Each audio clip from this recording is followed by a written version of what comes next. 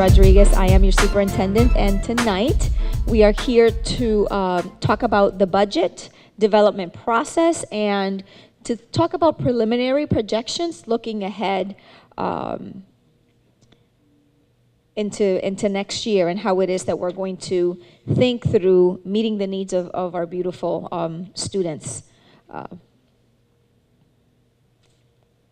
So the objectives for tonight, I always start with not only understanding who it is that we serve, but also the challenges that we have. And as we go through the presentation, we'll have an opportunity to talk about what drives, what guides our budget, what impacts and even threatens the stability of our budget. And I also want us to think about the needs that we have and how it is that we should allocate the money and our resources next year. And to also review the priorities that we have to serve all of our students. And then to talk about the collective responsibility that we all have to carry out our budget, because our budget is always a reflection of our values. And I know that we have many challenges in our district, and we want to make sure that we have you up as part of that process and informing that process. So I want to thank you for being here tonight.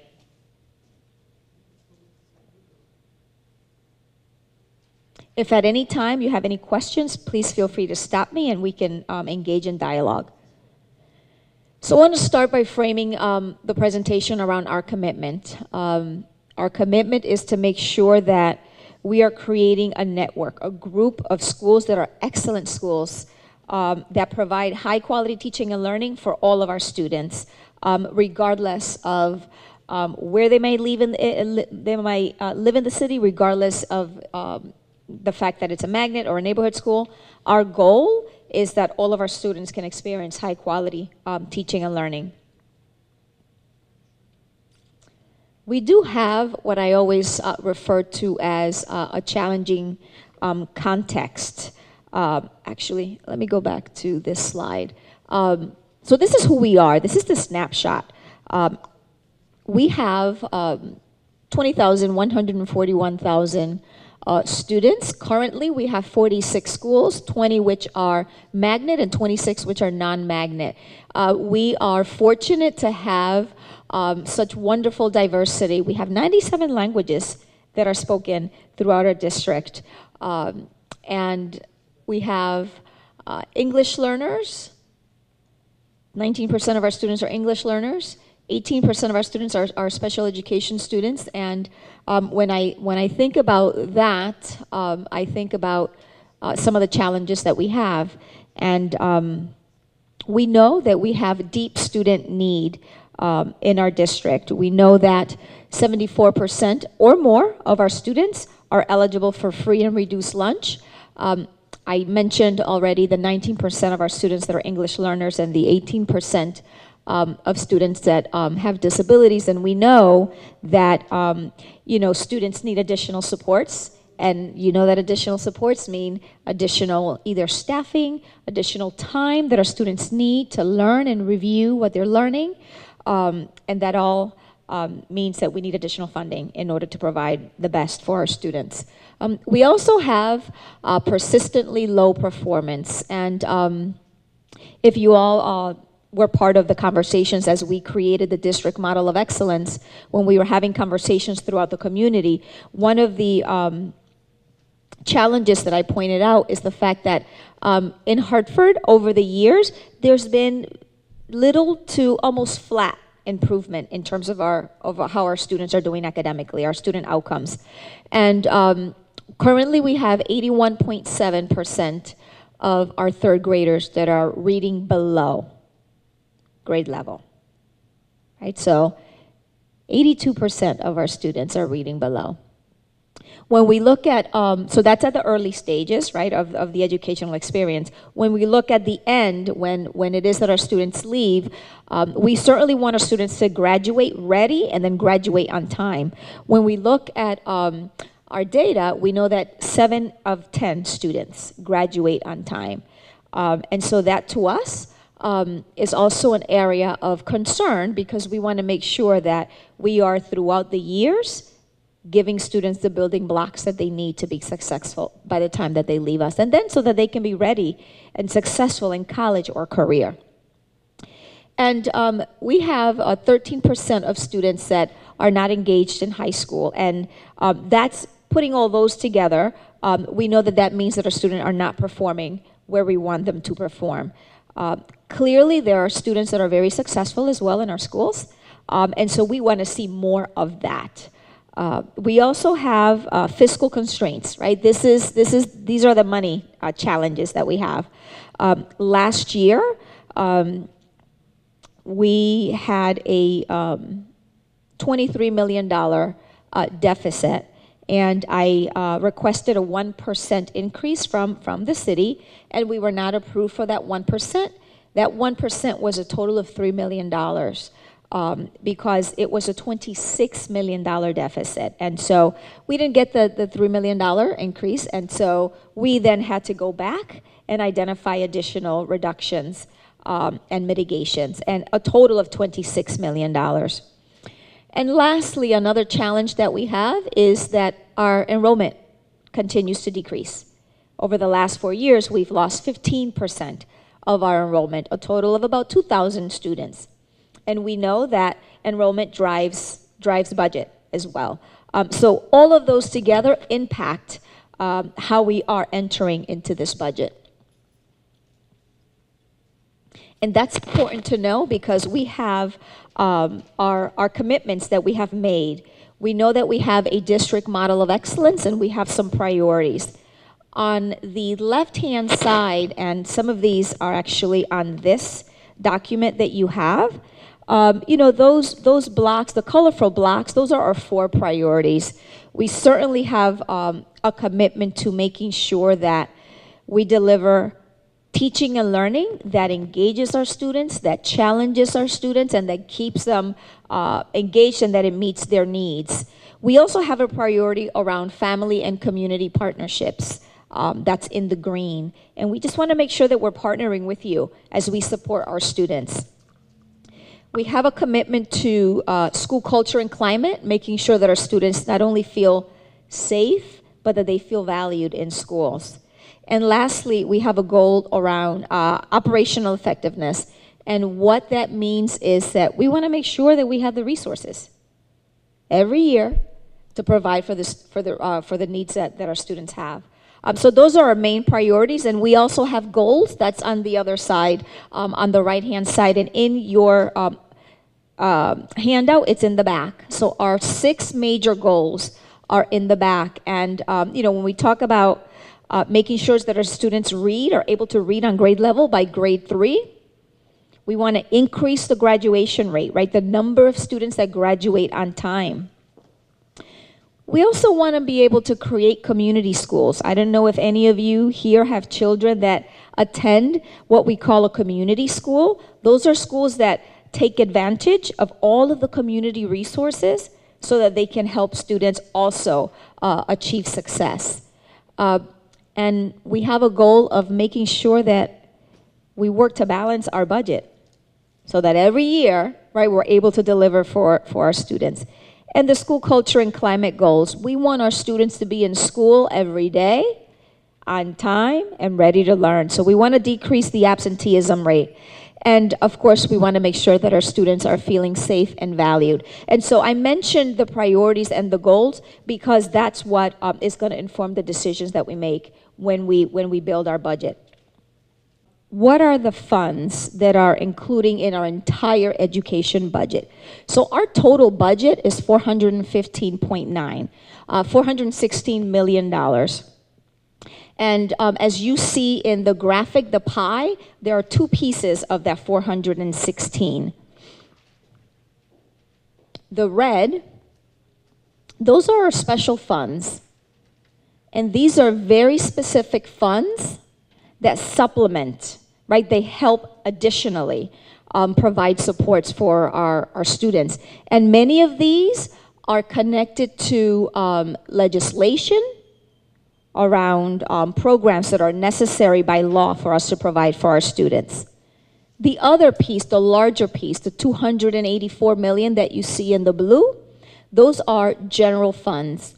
And those are intended to help pay for, if you will, the core programs, what happens every single day in the schools and in the district. So the teaching, the tutors, the supplies, that is the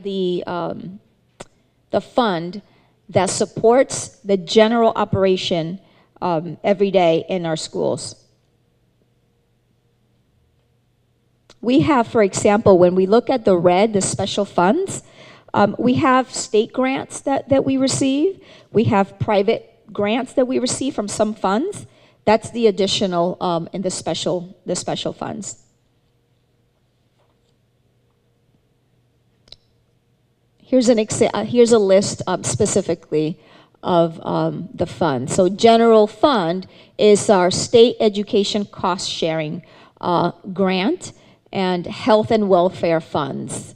In addition to that, we have the city of Hartford gives us the allocation, and that's the $96 million. The special funds, we see the state of Connecticut grants as well, other federal grants, and then our funding that comes from specific partnerships that we might have, foundations. I wanted to provide a detailed list of the special funds, and I know that's a little hard to read, but this is considered donations, tuition that we may receive. You remember that we operate neighborhood schools and we also operate magnet schools, and so we do have students that come to us from other neighboring school districts, and so there's tuition that comes in. You see the first line there. There's a magnet operating grant. We not only have our neighborhood schools, but we also operate magnet schools as well, our own magnet schools. That's the largest grant, as you can see there in our special funds, $55 million. One thing that we're already looking at as I'm looking ahead is reduction in some of these grants. For example, we know that this current year that we're in now, where you see Title I, that's the second line, that's about $11.7 million. We had a reduction this current year in our Title I, and that we use to fund our tutors, our reading tutors for students that have challenges reading. We have some coaches as well, teacher coaches, that are part of that, and we anticipate that there's going to be an additional reduction this year. Yes? Will this be available online, or is it already available online? Oh, I don't know that we've posted it, but yes, we make it available. Not only the PowerPoint, but the video as well. Good question, thank you.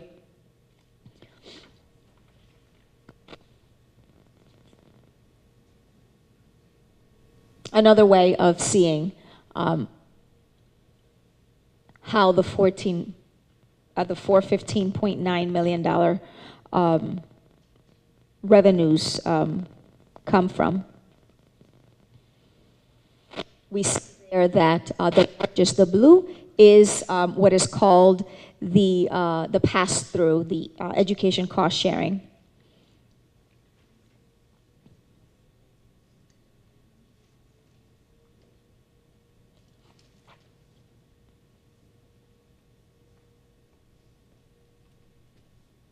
This is where our funding goes. It is actually the same as this one, but with the numbers. And it's just a cleaner way to see the distribution. So we have some challenges to the fiscal sustainability, and sustainability is challenge to whether or not we're able to keep our finances steady. Every year we have increases in cost, and I'll go over what those are. We also have revenue decreases. So you just heard me talk about the Title I grant that was reduced this current year, and that we anticipate being reduced next year. That's an example of a revenue decrease. When some of our grants sunset, that means when some of the grants are no longer available after 2 or 3 years, that's the decrease in revenue for us. So while the annual costs go up, the money that comes in goes down. We also have the continued threats to the stability. Not sure how many of you are aware or are from Hartford and know that this will be, we've been flat funded or reduced in funding from the city.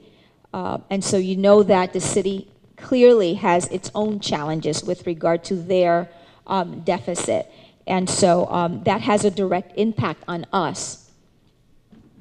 I also have here the challenge around the Chef versus O'Neill stipulation. I'm not sure if some of you are magnet school parents, but you all know that as part of Chef, we have to make sure that we maintain compliance in our magnet schools. There is a requirement in the magnet schools for students, 75% of the students to be served to be students of color, and 25% of the students to be white or Asian students. And that's not our rule. It's a rule that was, it was ruled, actually.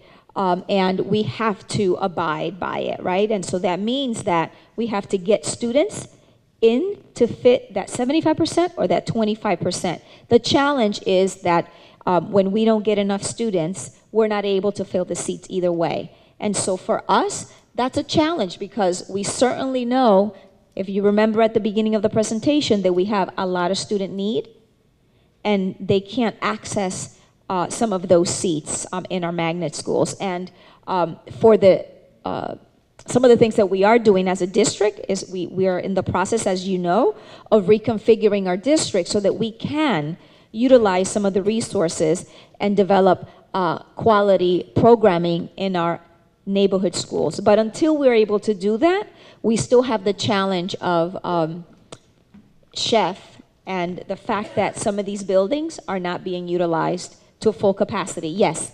You mentioned earlier that due to the status of the town, a lot of the funds have been flattened out. How would that affect the staff to be able to come into work? Yes, great question. So I'll give you an example, a specific example. So last year at this time, we knew that we had a $26 million shortfall, right? We needed $26 million in order to deliver, right, the programming and run the entire district. The challenge, and we tried to cut, we got to about 23.2 out of the 26, and so I couldn't cut anymore. So I said to the city, okay, right, as part of the budget request, I'm requesting that 1%, which was a total of about $3 million. That was unable to be funded, and so that meant that I had to go back and do further reduce. So, for example, we did reduce additional staffing at central office. A lot of the staff at central office support our schools. We have a lot of instructional coaches that go into the schools and help our teachers. And so that's the direct impact that we had for our students. We had, for example, attendance caseworkers. We know that we have a chronic absenteeism challenge in our district. We had to reduce 2 of those. So that's a perfect example that although it might not be programs that our students have or technology, it still impacts staffing. Yes? I guess my second question to that is, how does that affect the security personnel? Because, as you know, our kids are the most important thing we have. So I would like to know, how does those cuts affect the security management for our schools? Because, as you know, our kids are the most precious thing we have. So that's important. So student safety is, no? Testing? Yes, so student safety certainly is a shared priority that we have. We tried not to, right, cut there, right? We want to make sure that we identify the basic priorities. And safety is one that we say, no, that's not anything that we want to compromise. But it becomes a challenge sometimes. You know, we don't have, I remember saying last year that the budget that I was recommending to the board didn't have what I call any shiny objects. And by the way, a shiny object to me at that point was a strategy to support our high schools. I don't have, beyond what's happening right now in the high schools, I don't have additional funding to support the fact that our high schools have chronic absenteeism. Middle school sports, right? We know that we have to have students engaged in middle school. And our data, which we looked at even recently, it shows us that 7th grade has a reduction in absenteeism. So as I think about moving forward, right, I have to make sure that I have a strategy next year, because those 7th graders are going to be 8th graders next year. And I want to make sure that they're fully engaged. For example, if we had extracurricular activities or middle school sports program, that might help with that as well. So there is a direct impact. But safety is something that we say it's priority for us. I will also say, I just had a conversation today around cameras and safety cameras, right? And making sure that, do we have them? Are they all functional? Do we need additional ones? So it's not just staffing, right? There are other impacts, not in the form of people. So I'm going to now shift to the cost drivers. These are the major cost drivers, and these are the bigger expenses, if you will, that we have in terms of increases. So we know that tuition increases every year. So we are projecting a $4.7 million increase. Fringe benefits, right? So that's your insurance costs, all of those. That's an additional, that's a $4.2 million increase. Salaries, we anticipate to go up by another $1 million. Transportation, $390,000, and utilities, $370,000. So about $10.8 million. So if you remember at the beginning, I talked about the fact that we have increase in cost and a decrease in revenue, right? So a decrease in the amount of money that comes in. This is another way of, that does not look good, but I can speak to this one. So decrease in revenue. So direct state grants are expected to decrease by $4.8 million.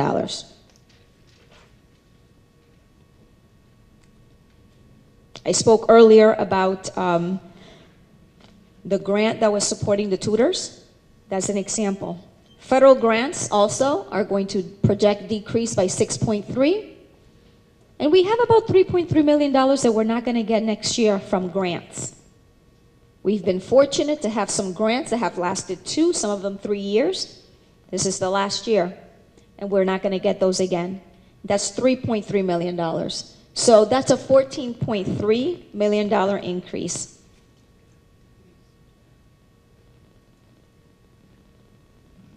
I don't know that this is a good way to see it, but what we wanted to do here is to share with you some assumptions. Assumptions is based on what we know from last year and last year's budget and this current year. I wanted to share some numbers, and what you will see here is we are expecting to get just a little bit of an increase in our education cost sharing. In the governor's budget, there's a $1.9 million increase for Hartford Public Schools. And we're hoping to get all of that. You know that it goes to the city first, and then it comes to the Hartford Public Schools. So there's a $1.9 million increase. And so that's going to go from $187 million, which is what we got last year, to hopefully $189.6 million. So that's a little bit of an increase. However, I explained to you that we had the 10 million, all right? 10.8, the cost drivers, the cost that's going to increase, and then the money that's going to go down. So that is 10.8 plus 14.3, that's about $23 million. That's what the current projected budget shortfall will be for next year. About $23 million.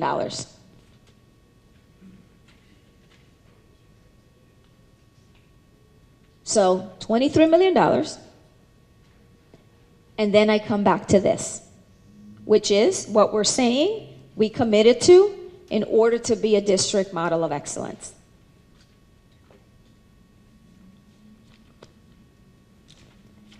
Right? We want to make sure that we remain committed to increasing our students' ability to read and write at grade level. We want our students in school every day. We want to have these great partnerships.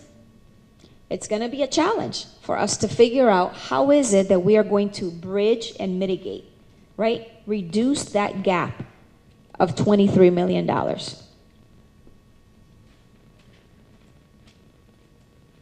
So I added here what I call a wish list. And when you really look at these, they shouldn't be a wish list.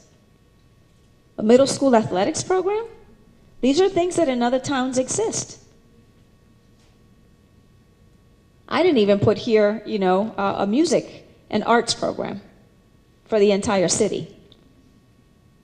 A high school turnaround strategy. You heard me talk about earlier that we really haven't paid a lot of attention. And what I mean by that is that we haven't had additional, intentional, and intense supports for our students at the high school level. Yes, they have their teachers. Yes, they have, their classes that they're accessing. Yes, they have intervention supports, but there is no extra that we're doing to get our students in school every day, engaged in our schools, and then ready to graduate on time and ready for college.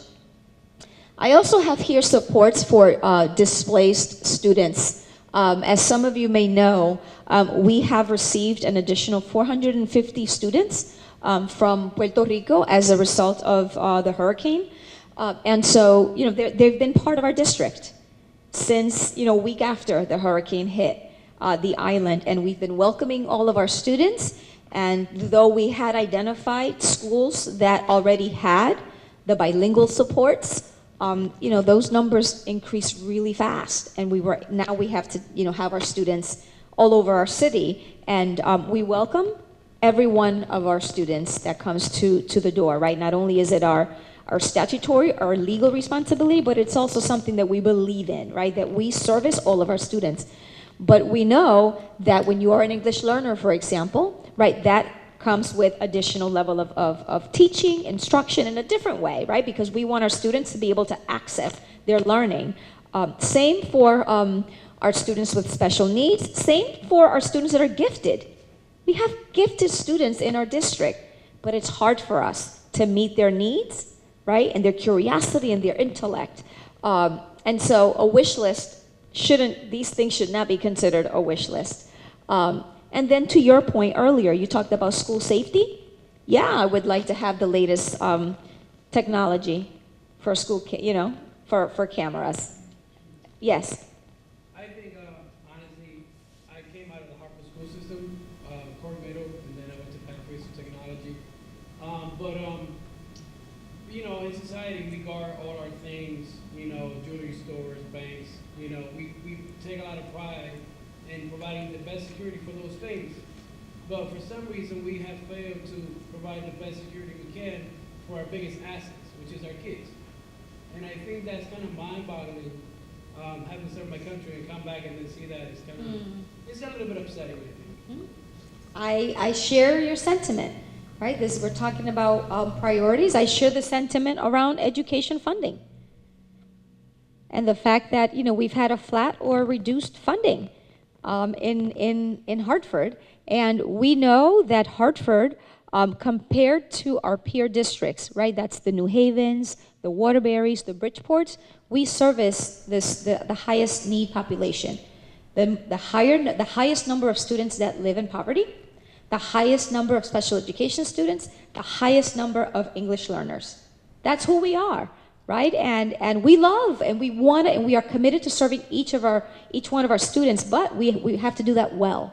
And in order to do that well, we need the resources, the people, the time, and the money to be able to do that. And so, yes, I agree around the safety, but I also believe that it's just education in general, because we know that when we do not provide and when we don't tend to education throughout all of the experience, right, all of the grades, we know that we're going to have a certain output, right? An output for us is the graduate.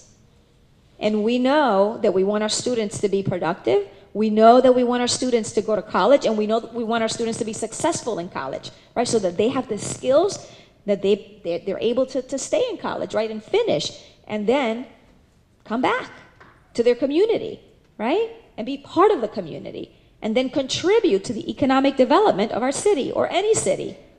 That's a challenge for us. So I completely agree with you.